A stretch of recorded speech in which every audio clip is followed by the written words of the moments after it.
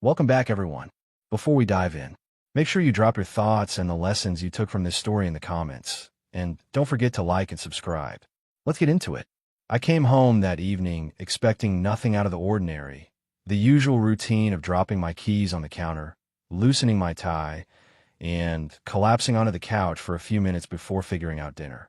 My name is Daniel Pierce, and I am 35 years old. I work as an operations analyst for a logistics company in Baltimore, Maryland, and by the time I get home most days, my brain feels like it has been run through a blender. That night, though, the moment I walked in, something fell off. The air in the apartment was too still, like the quiet before a storm. Naomi was standing in the kitchen with her arms crossed, her hip pressed against the counter, her expression unreadable. It was not anger, it was not sadness. It was something colder, something distant that made my chest tighten before she even opened her mouth. "We need to talk," Naomi said. That sentence has never meant anything good in the history of relationships, and she knew it. Her voice was calm, almost formal, like we were about to review a contract instead of our marriage. I tried to shrug off the unease rising in me and set my briefcase down by the hallway table. "All right," I said, keeping my tone neutral. I loosened my tie, buying myself a second to breathe, but I could already tell this was not going to be about money, house chores, or some minor disagreement. She took a deep breath, as if she had rehearsed the next part in her head a dozen times. And then she dropped the line that split my life cleanly into before and after. "You need to earn my affection," Naomi said.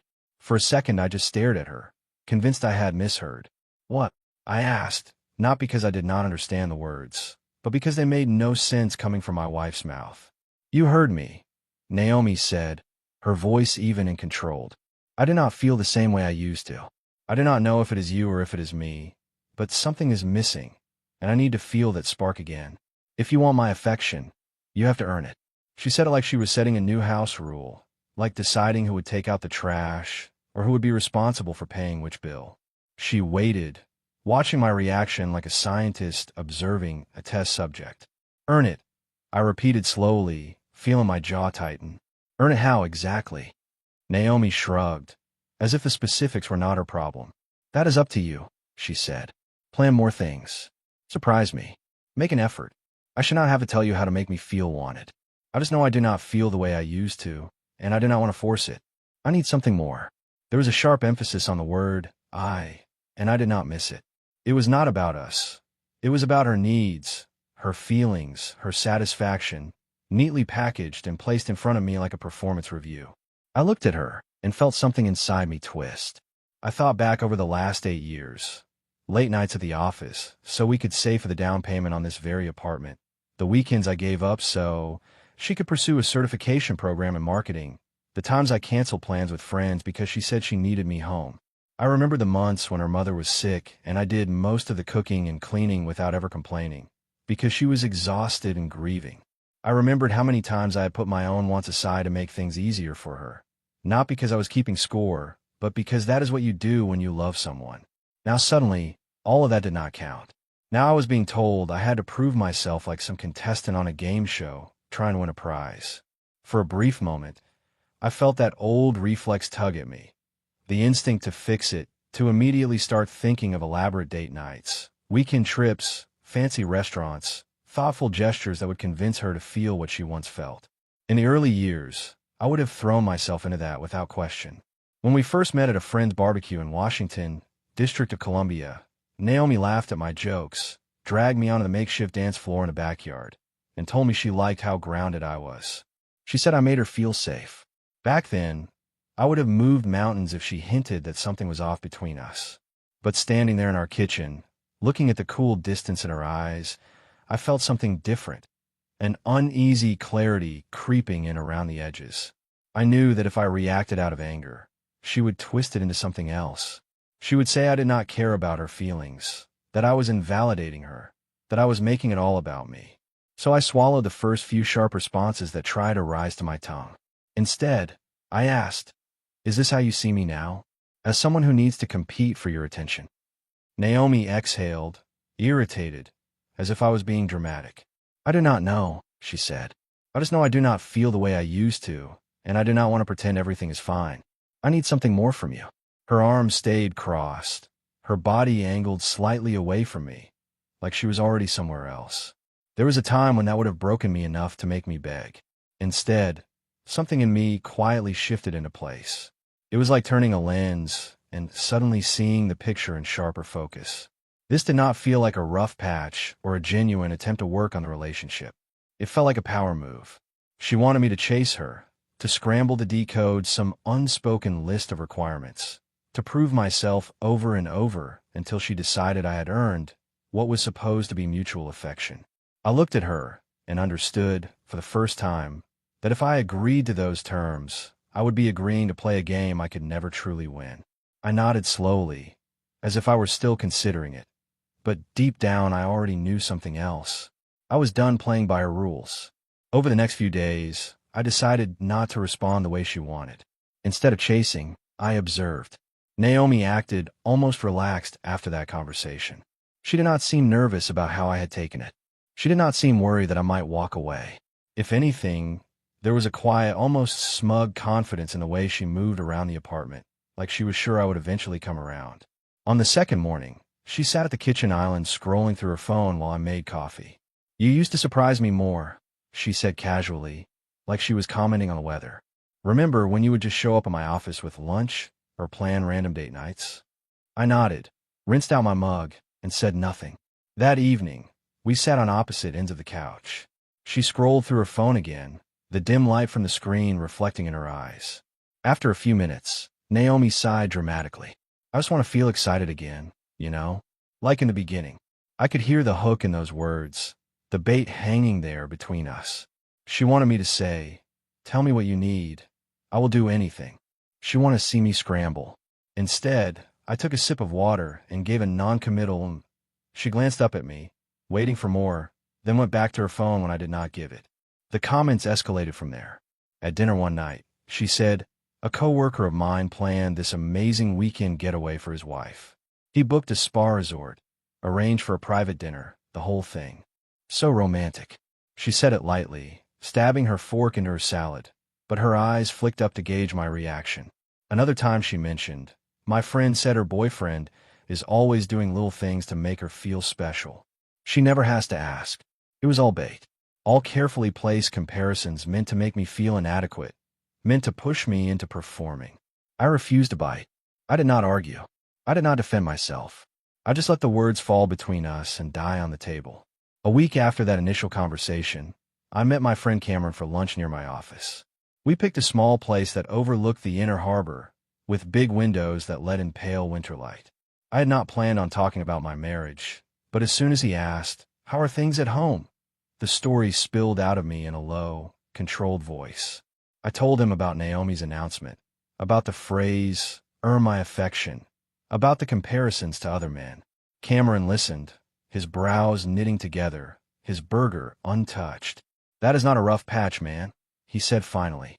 "That is her putting herself on a pedestal and telling you to jump for it." I stared out at the water, the gray surface broken by the slow movement of boats. "Part of me keeps wondering if I'm overreacting," I said. "If this is just her way of saying she wants more effort." Cameron shook his head. Effort is planning a date and saying, "Hey, I miss us." Effort is coming to you and saying, "Can we work on this together?" Telling you to earn her affection is something else entirely. When I got home that night, Naomi was in the bedroom, going through her closet. Clothes were tossed across the bed, shoes lined up on the floor. "Girls' night," she said without looking at me, holding up two dresses to compare them in the mirror. "We're going to this new lounge downtown." She tried on a fitted black dress, then swapped it for a deep red one that hugged her curves. She turned side to side, adjusting the straps, checking her reflection at different angles. Every movement screamed, "Notice me." I watched her for a moment from the doorway. She had always been beautiful, but now that beauty felt like something weaponized, something she knew she could leverage. When she walked down the hallway later, fully dressed, she moved slowly enough to make sure I saw her. Her hair was styled in soft waves, her makeup carefully done, perfume trailing behind her. She grabbed her purse from the counter and hesitated, just long enough to be deliberate. "I do not know what time I will be back," Naomi said. "I might stay out late." She said it casually, But her eyes stayed on my face, searching for a reaction. She wanted questions. Who are you going with? Where exactly? How late? She wanted to see possessiveness, jealousy, panic. I picked up my glass from the counter, took a slow sip, and said, "Have fun." For a split second, irritation flashed across her face before she smoothed it over with a tight smile and walked out the door. Every instinct in me wanted to ask where she was going, who would be there, what time she would be home.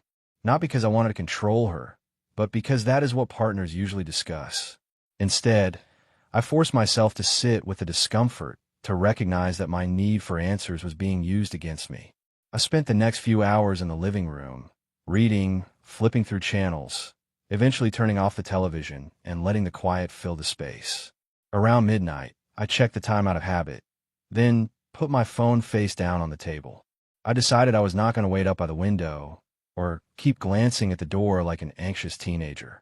When I finally went to bed, the side of the mattress where Naomi usually slept stayed empty. The more I refused to play, the more restless she became. I stopped reacting completely. It was not easy at first. There were moments when I wanted to confront her, to say, "I see what you are doing," to demand that she stop treating our marriage like some twisted experiment. But I knew that would give her what she wanted, proof that she still controlled my emotional state. So instead, I redirected my energy. I started hitting the gym after work, something I had not done consistently since our first year of marriage. The first week, my muscles protested every treadmill run and weight set, but eventually the routine became a strange kind of relief. There was something grounding about counting reps and feeling sweat sting my eyes while music thumped in my ears. At work, I stopped staying late just to stay late. I finished my projects, shut down my computer, and left the building without the familiar heaviness in my chest. My coworkers noticed, though they did not know why. "You seem lighter," my colleague Emery said one afternoon as we rode the elevator down together. "Did you finally take my advice and start ignoring half the emails?" I gave a small smile. "Something like that," I said. In reality, I had started ignoring a different kind of pressure, the constant push to prove myself worthy of my own wife's attention. It was strange how quickly that shift in perspective affected everything else. At home, I was present but not fully engaged. I answered Naomi when she spoke to me, but I stopped initiating conversations. I handled my share of chores, paid bills, and maintained the basic structure of our life together. I was not cold, but I was no longer stretching myself emotionally to reach across the distance she had created. One night while she scrolled through her phone on the couch, she suddenly said, "You do not ask me about my day anymore." I looked up from the book I was reading. "You do not seem interested in telling me," I said. Naomi frowned, as if she had not expected that answer. "That is not the point," she said. "It feels like you are checked out." I closed the book, placed the bookmark carefully. "I am noticing the way things are," I replied. "That is all." Her tests became more obvious. She made a point of talking about how much fun she had when she went out, emphasizing the word fun, like she was an actor hitting a cue. "It is nice to feel free sometimes," Naomi said after one night out, dropping her heels by the door and stretching dramatically. "No pressure, no expectations." I nodded and went back to rinsing dishes. She started getting dressed up even when she was only going to run errands, lingering in the doorway as she picked up her keys, waiting for me to compliment her outfit. When she did not get what she was fishing for, she would pause and ask, "You are not going to say anything?" I would meet her eyes, give a polite, "You look nice," and then return to whatever I had been doing without feeding the moment with extra enthusiasm. That was when the panic started to seep in. One evening, she came home later than usual. I was in the kitchen making myself a late dinner, the soft sizzle of chicken in the pan filling the room with the scent of garlic and pepper. Naomi set her purse down on the counter a little too loudly. "Do you even notice what time it is?" she asked, her voice sharper than before. I glanced at the clock above the stove. "Yes," I said. "It is pretty late." She crossed her arms. "And that does not bother you?" I plated my food, turned off the burner, and looked at her calmly. "Should it?" I asked. I watched the shift in her eyes, the irritation, the confusion, the faint edge of fear. This was not how she expected the script to go. She had counted on me being upset, demanding explanations, giving her a chance to reassure me or accuse me of overreacting. Instead, I let the silence answer for me. Once I saw that fear, everything clicked. This was never about trying to fix anything. It was about control. Naomi had created a new dynamic where she sat on a metaphorical throne, and my job was to keep qualifying for a place at her feet. I started replaying the last year in my head, noticing things I had glossed over at the time. The way she had gradually pulled back from physical affection while still expecting me to anticipate her needs. The way she had rolled her eyes when I brought up feeling disconnected, telling me I was being sensitive. The way she had used phrases like bare minimum to describe things I did regularly, as if she was grading my performance. It was as if the words, "earn my affection," had snapped a highlighter over patterns that had always been there. Only now I could not unsee them. Once Naomi realized her distance no longer put me on a leash, she shifted strategies. She began trying to pull me back in. It started small. One morning, I walked into the kitchen to find a mug of coffee waiting for me on the table. "Made it how you like it," she said, her voice carefully casual. There was a time when that simple gesture would have warmed me. Now, I saw it clearly for what it was, a test to see if she could lure me into forgetting everything that had happened. "Thank you," I said, taking a sip. The coffee was good, strong, with just enough cream, but I did not give her any extra reaction. I did not treat it like a breakthrough. I just drank it and went back to getting ready for work. A few days later, she suggested a movie night. "We have not done that in a while," Naomi said, watching me closely. "Maybe we could order something and just relax together." I shrugged. "Sure," I said. That Friday, we sat on the couch with a pizza box on the coffee table, a streaming menu glowing on the television. She kept glancing at me as we watched, waiting for me to lean against her shoulder or reach for her hand like I used to. I did not. I sat with a respectful amount of distance between us, my focus on the screen. When she laughed at a funny scene and lightly touched my arm, I smiled and then returned my attention to the movie. The whole thing felt like we were playing roles in a reenactment of our marriage instead of being in it. The frustration finally boiled over in the living room one evening. Naomi put her phone down, turned toward me, and said, "Do you even care anymore?" I looked up from a spreadsheet I was reviewing on my laptop. "About what?" I asked. "About us," she said, crossing her arms tightly over her chest. "You have been different. You do not act like you used to. You do not even try anymore." I closed my laptop slowly, letting her words hang in the air. "Maybe that is because I realized I should not have to," I said. Her eyes narrowed. "What is that supposed to mean?" I studied her for a moment, the tension in her shoulders, the way her foot tapped restlessly against the floor. "It means I see things differently now," I said quietly. "I'm not going to keep competing in a race I never agreed to run." She scoffed. "You are being dramatic," Naomi said. "All I did was tell you I needed more from you. That is what people do in relationships. They communicate." I laughed once, short and humorless. "Telling your husband that he needs to earn your affection is not communicating," I said. "It is putting him on a performance plan." Her jaw tightened. "You are twisting my words," she said. "I just wanted you to care enough to put in effort." I shook my head. "I have been putting in effort for years," I said. "You did not wake up one day and realize something was missing. You decided to turn what we had into a power game. You wanted to be chased. You wanted to feel like a prize, and you wanted me to feel like I should be grateful for whatever scraps of affection you decided to hand out." Naomi opened her mouth to argue, then closed it. For the first time, she looked genuinely unsure. The next few days were strange. She oscillated between warmth and distance, as if she could not decide which version of herself would get her desired result. One morning she packed my lunch the way she used to when we first got married, slipping a handwritten note inside the bag. "Thought you might like this," the note read. When I opened it in the break room at work and saw the message, I felt a brief ache, not for her, but for the version of us that might have existed if we had actually treated each other like partners. That version had not survived her ultimatum. I finished my sandwich, folded the note neatly, and threw it away. Around that time, I started quietly planning my exit. I pulled up rental listings during my lunch breaks, scrolling through small apartments in nearby neighborhoods. I reviewed our finances, calculating what I could afford on my income alone.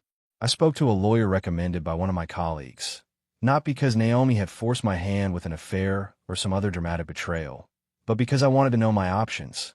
It felt surreal, sitting in a law office in downtown Baltimore, listening to someone calmly outline what separation would look like. I did not make any decisions that day, but a door opened in my mind.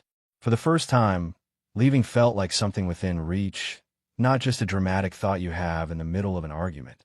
I also leaned on my older sister, Alana, who lived in Philadelphia. We talked on the phone late one night while I sat in my car outside a grocery store, the interior light casting a pale glow on the steering wheel. I told her about Naomi's ultimatum, about the tests, the comparisons, the sudden attempts at affection. "You sound tired," Alana said softly. "Not angry, just tired." I rubbed my forehead. "I am," I admitted. "I feel like I've been in audition for a role I already had." There was a pause on the line. "You know you were allowed to say no to that, right?" Alana said. "You were allowed to decide that you deserve a relationship where you are not constantly trying out for the part of worthy husband." Hearing someone else say it out loud steadied something in me. The turning point came one night in our bedroom. I was sitting on the edge of the bed, scrolling through an apartment listing on my phone, when Naomi appeared in the doorway. She hesitated, then walked over and sat beside me. "Can we talk?" she asked, her voice softer than usual. I put my phone down and turned to face her. "Sure," I said. She looked down at her hands, twisting her fingers together. "I do not want things to be like this," she said. "Like what?" I asked. She swallowed hard and lifted her eyes to mine. "I feel like you are pulling away," she said. I nodded slowly. "Maybe I am," I replied. She flinched at the honesty, as if she had expected me to deny it. "Why?" Naomi asked, barely above a whisper. I took a deep breath and made myself speak clearly, without raising my voice. "Because I finally understand what has been happening," I said, "and I am done playing along." Naomi's jaw tightened. "That is not what I meant to do," she said quickly. I did not let her derail it. "It does not matter what you meant," I said. "What matters is what you did. You put me in a position where I had to fight for something that should have been mutual. You made me feel like I needed to prove myself over and over again just to get basic affection. You turned our marriage into a competition, and you were the judge and the prize at the same time." Her eyes filled with tears, but they were tears of frustration, not remorse. "That is not fair," Naomi said, her voice shaking. I let out a quiet laugh. "Fair," I repeated. "Fair was me showing up for this marriage every single day while you kept moving the finish line. Fair was me listening when you said you were unhappy and trying to adjust, only to be told that whatever I did was just the bare minimum. You told me to earn your affection, Naomi. Do you understand what that sounds like coming from a spouse?" She opened her mouth, searching for an answer, but nothing came out. I leaned forward, resting my elbows on my knees. "Here's the truth," I said. "You want to control. You want to feel desired, to feel powerful, to feel like I was lucky to be chosen. For a long time, I played along. But I am done." Silence settled between us, heavy and final. "So that is it?" Naomi asked after a moment, her voice small. I met her gaze and felt a strange sense of peace wash over me. "Yes," I said. "That is it." I expected resistance, pleading, anger, at least one attempt to flip the narrative and make me feel guilty. Instead, she just stared down at the floor, as if her mind was struggling to catch up with what was happening. Maybe she had always believed I would bend, that I would eventually cave and accept whatever terms she set. She had, after all, watched me do it in smaller ways for years. But this time, there was nothing left in me to bend. The decision had already been made long before the words left my mouth. All that was left now was to walk it out. That night, I pulled a suitcase from the closet and began packing. The sound of zippers and hangers scraping against the rod filled the room. Naomi stood in the doorway, arms hanging loosely at her sides, as if even her body did not know what to do. She did not tell me to stop. She did not ask where I was going. She just watched as I folded shirts, rolled socks, and chose which items of my life to take with me. I grabbed my toiletry bag, my laptop, a few books I could not imagine leaving behind. The longer I packed, the lighter I felt, as if each item leaving the drawers loosened another invisible knot inside my chest. Before I left, I paused by the front door with my suitcase handle in one hand and my keys in the other. Naomi stood a few feet away, leaning against the hallway wall. There was a time when I would have given anything to fix things, to hold on to what we had, to go back to the version of us that laughed over burnt pancakes on Saturday mornings. But that version of us had not survived the day she told me to earn what I was already supposed to have. Now, all I felt was relief. I hope you find what you were looking for, I said. Her lips parted, like she wanted to say something, but no words came out. So I stepped into the hallway, closed the door behind me, and did not look back. The first few days were strange, but not in the way I had expected. I moved into a small one-bedroom apartment on the outskirts of the city, a place with creaky floors, mismatched cabinets, and a view of a parking lot. I thought I would feel lost, like I was floating without anchor. But instead, there was a quiet stillness that I had not felt in years. The silence did not feel like punishment. It felt like space. Space to breathe, to think, to remember who I had been before every decision was measured against whether it would be enough for someone else. I set up my clothes in the narrow closet, stacked my books on a cheap bookshelf, and slept on a mattress that still smelled faintly of plastic. When I woke up in the middle of the night, there was no one beside me, no tension in the air, no unspoken expectations humming under my skin. I focused on myself. It sounded cliché, but there was no other way to describe it. I went to the gym more regularly, not to punish my body, but because it felt good to move. I started cooking simple meals for myself, instead of mindlessly ordering takeout. I reached out to friends I had gradually drifted from over the years. Cameron drove up one Saturday, bringing a six-pack and a stack of old basketball magazines, and we sat on my new living room floor talking about everything except Naomi for the first hour. Eventually, he said, "You know, I am proud of you." I shrugged. "For what?" Cameron leaned back against the wall. "For walking away from something that was slowly shrinking you," he said. The words landed with surprising force. I also did something I had resisted for a long time. I went to therapy. My company's health plan covered a limited number of sessions, and I used them. The therapist's office was in a converted townhouse in the city, with soft lighting and book-lined shelves. I sat on a gray couch and told a stranger about the way Naomi had talked to me, about the games, about the phrase that would not leave my head. "Earn my affection." "What did that mean to you when she said it?" the therapist asked. I stared at a framed abstract painting on the wall. "It meant I was not enough as I was," I said. "It meant I had to perform to deserve what she had promised me when we got married." The therapist nodded. "And what does it mean to you now?" she asked. I thought about it for a long moment. "It means she wanted power, not partnership," I said finally. Saying it out loud settled something inside me like a stone dropping to the bottom of a lake. Naomi reached out a few times. She did not call, but she sent text messages that were clearly fishing for a reaction. "Hope you're doing okay. I found one of your shirts here. Do you want to pick it up? We should talk." I read each message, felt the old pull for a second, and then put my phone down without responding. I was not ignoring her out of spite. I simply did not see a reason to reopen a chapter one had finally closed. I knew that if I went back, the terms of the relationship would be written in invisible ink that only showed up when I was already too deep in to back out. I was not interested in rediscovering where those lines were drawn. A month after I left, I ran into Naomi by accident. I was in a cafe near my old neighborhood, waiting for it to go order, when I heard someone say my name. I turned and saw her standing there in a light coat, a paper cup in her hand. For a moment, everything froze, the way her eyes widened, the way her fingers tightened around the cup. "Daniel," she said. I nodded. "Naomi." There was an awkward pause. "You look good," she said. "You look different." I gave a faint smile. "I feel different," I replied. She shifted her weight from one foot to the other. "I have been meaning to call," she said. I just did not know what to say. I let the silence do the answering at first. Then I said, "You already said everything that mattered." We ended up sitting at a small table near the window. She talked about how quiet the apartment felt without me, how she missed our routines. She said she had replayed that night in the kitchen over and over, trying to figure out how things had gotten so far. "I never wanted you to feel like you were not enough," Naomi said. "I just wanted us to feel exciting again." I stirred the coffee in front of me, watching the swirl of cream.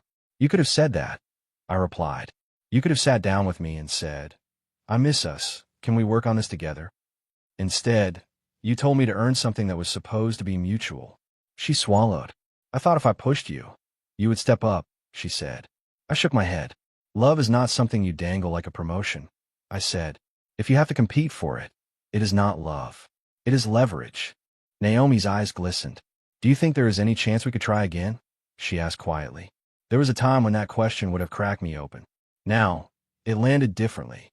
I thought about the months leading up to that night, the way she had spoken to me, the power games, the way she had watched for my reactions like she was measuring results. I thought about the quiet of my new apartment, the way my chest no longer clenched every time I turned my key in the door. I thought about the man I had started to remember I could be when I was not constantly trying to prove my worth. No, I said gently. I did not think so. She let out a slow breath, as if she had been holding on to that last thread of hope and finally had to release it. I understand, Naomi said, though the way her voice wavered suggested that understanding and acceptance were not the same thing. When I walked out of the cafe, the air outside felt crisp and clear, the sky over the city streaked with thin clouds. I did not feel triumphant or vindicated. I felt steady. That was enough. Over the next few months, life settled into a pattern that was simple but real. I went to work, to the gym, to the grocery store. I met friends for dinner. I took walks around my neighborhood with no particular destination, just letting my feet carry me past row houses and corner stores and parks where kids played until the streetlights flickered on. Every now and then, I thought about Naomi, not with bitterness, but with a kind of distant curiosity, like remembering a book whose ending you finally understood. I did not miss her. I missed the idea of what I thought we could have been. Once I accepted that it had never really been mine to begin with, the need to hold on to it disappeared. I was not angry. I was not resentful. I was free. And that, in the end, was more than enough. If you enjoyed this story, please like, comment, and share this video with your friends. Subscribe and turn on the notification bell so you never miss a powerful story drop.